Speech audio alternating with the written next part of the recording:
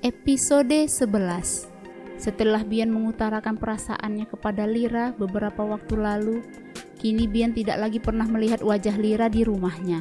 Bian begitu terkejut saat menanyakan keberadaan Lira kepada Mbok Ni, dan ternyata Lira sudah mengundurkan diri dan pergi dari rumahnya. Bian, panggil Jenar sambil menggendong baby Jeffy. Jawab Bian lesu tanpa beranjak atau mengalihkan pandangannya dari televisi. Titip Jeffy dulu dong, kata Jenar tanpa permisi langsung meletakkan baby Jeffy ke dalam pangkuan Bian. Jenar, pekik Bian terkejut karena belum siap menerima baby Jeffy dan takut ia terjatuh. Perut aku mules. Encusnya Jeffy kan lagi mudik.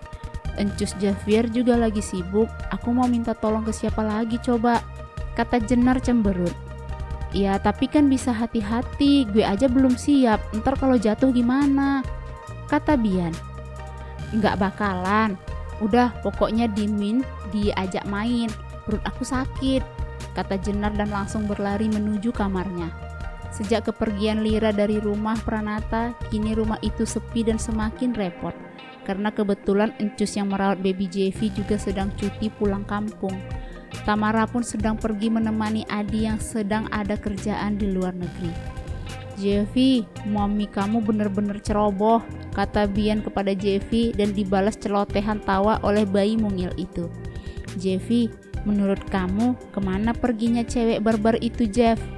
Bantuin om dong buat nyari dia, kata Bian pelan sambil menyandarkan kepalanya pada sofa dan memangku baby Jeffy. Kenapa dia harus pergi saat udah berhasil nyuri hati Om Bian ya Jeff? Kenapa dia pergi saat udah berhasil bantu Om move on dari mommy kamu? Ucapnya lagi. Apa menurut kamu Om terlalu cepet nyatain perasaan Om sama dia sampai akhirnya dia pergi? Jawab baby Jeffy hanya mengoceh mendengarkan curhatan hati Bian yang galau karena ditinggal Lira pergi entah kemana. Jeff, kasih Om solusi dong gimana? Kemana Om harus nyari dia, jangan bubu mulu. Rengek Bian kesal seperti orang mau nangis. Om Bian belum minum obat ya? Tanya Aiden yang baru datang dan menundukkan dirinya di sofa seberang Bian. Anak tuyul udah datang.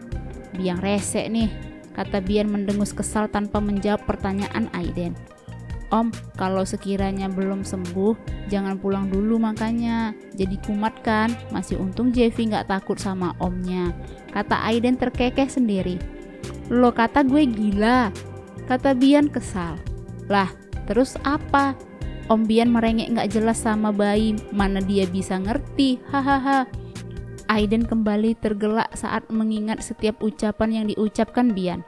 Sebenarnya Aiden sudah pulang sedari tadi, hanya saja dia masih berdiri di belakang Bian dan mendengarkan semua ucapan Bian yang sedang gegana. Diem pusing nih, kata Bian.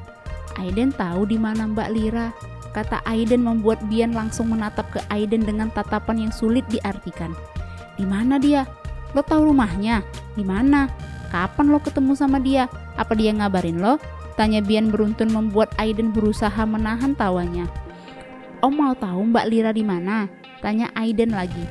Iya, buruan anak tuyul kasih tahu gue dia di mana, kata Bian tak sabar. Mbak Lira di hatimu, jawab Aiden lalu tergelak dan segera kabur dari hadapan Bian. Anak tuyul sialan, pekik Bian merutuki kebodohannya yang begitu percaya dengan ucapan Aiden yang sudah pasti akan mengerjainya. Kusut amat itu muka, kata Andre yang melihat wajah Bian tidak seceria seperti biasa. Sepi banget sekarang di rumah karena si Lira udah gak ada, kata Bian pelan. Kemana dia? Tanya Andre. Pulang kampung? Gak tahu, dia pergi gak pamit atau bilang apa-apa sama gue.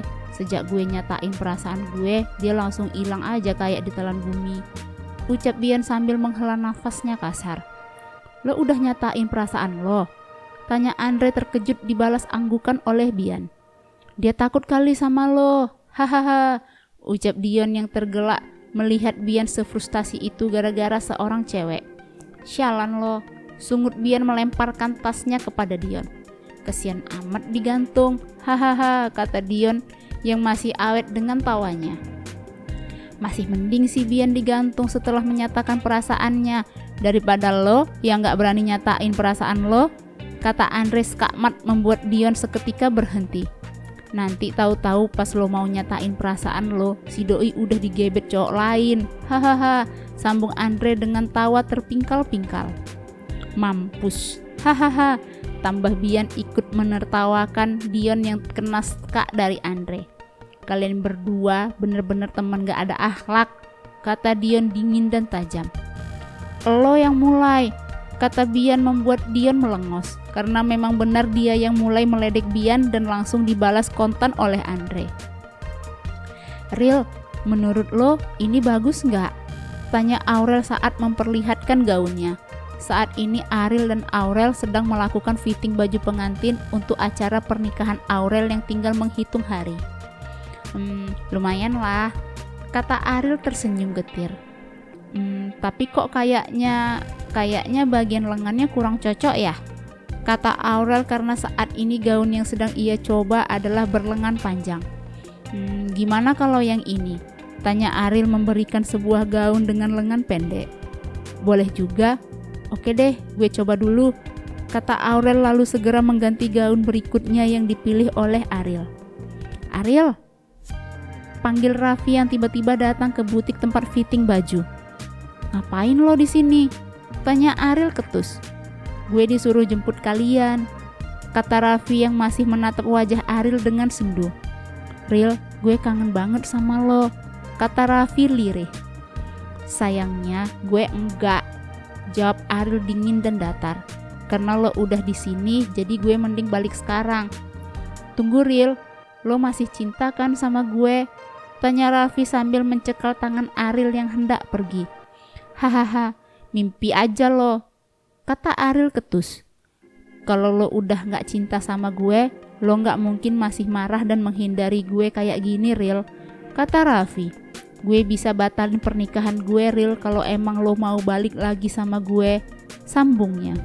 Ariel mengepalkan tangannya sekuat dan menatap tajam kepada Raffi sampai giginya menggerutuk karena menahan geram.